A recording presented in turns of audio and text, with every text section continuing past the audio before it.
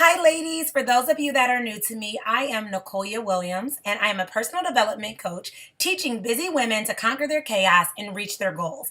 And today I wanted to talk about goals. I absolutely adore goals. I actually just recently published a book called The Goal Getter Guide. And in the Goal Getter Guide, I teach you how to become a goal getter. The biggest misconception is that people think that once they set goals that they'll just come to fruition. They believe that the goals that they set will just happen, and it doesn't happen unless you put in the work. Unless you are willing to be dedicated, unless you are willing to take the time, unless you are willing to be persistent, it just doesn't happen. And so I wanted to share the things that you need to be a real goal getter. So the first thing you need is a very strong why. Why do you want this goal to begin with? Why is this goal important to you at all? Do not set a goal for the sake of saying that you set a goal.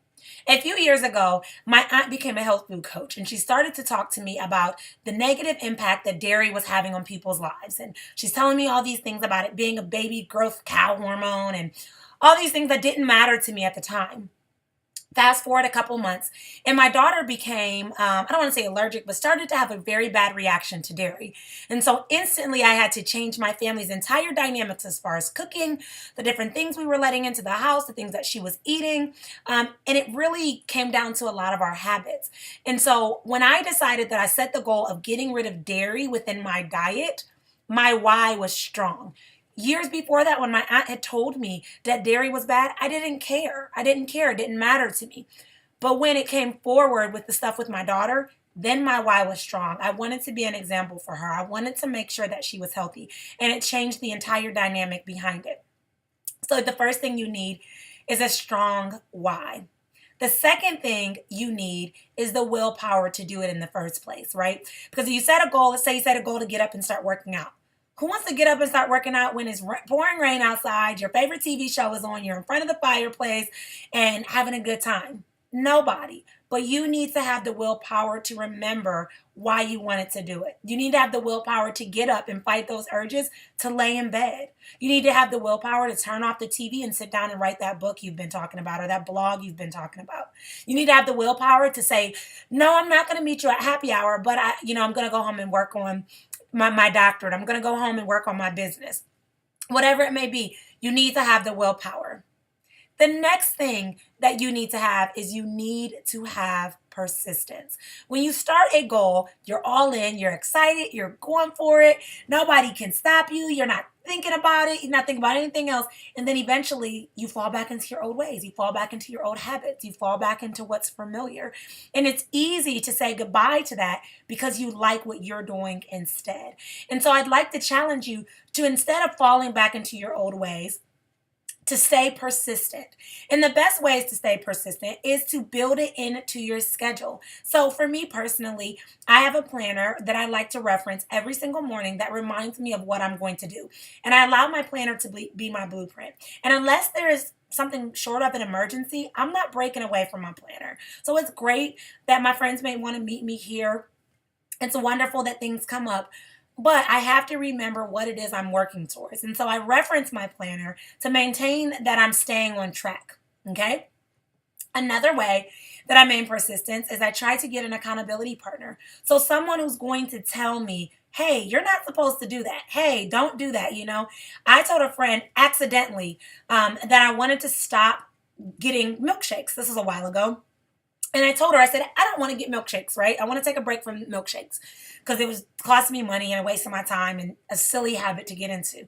And so I had completely forgotten that I told her that. And one day I was on the phone with her coming home and I just pulled through Chick-fil-A's drive-thru and she's like, girl, didn't you say you weren't getting a milkshake? And it instantly snapped me back into reality where I said, oh, shoot, I'm not supposed to be getting a milkshake. And I pulled back out. But that small little bit of accountability gave me the momentum that I needed to keep going forward. And it was a very good life lesson for me to understand why I needed accountability in the first place. Another way to maintain motivation or persistence is to keep your why in the forefront of your mind. So why are you doing this? What is the reason behind it? What is the power behind it?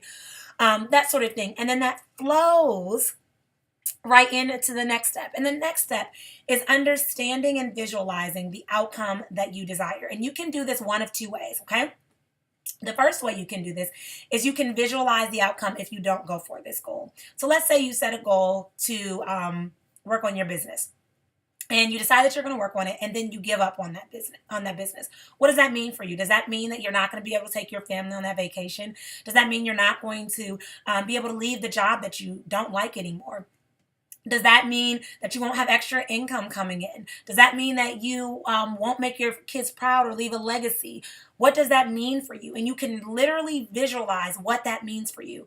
I was working with a client once who was really overweight and wanted to lose weight so that she could be involved in her kid's life. Just run outside with him, just jump on the trampoline with him, just go to the park with him, that sort of thing. And when she thought about the idea of not accomplishing that goal, she remembered the look on her son's face when she couldn't do those activities with him, when she couldn't engage with him, when she couldn't have fun with him, when she didn't have the energy that she desired. And so that's the first way that you can really visualize what that's going to look like for you.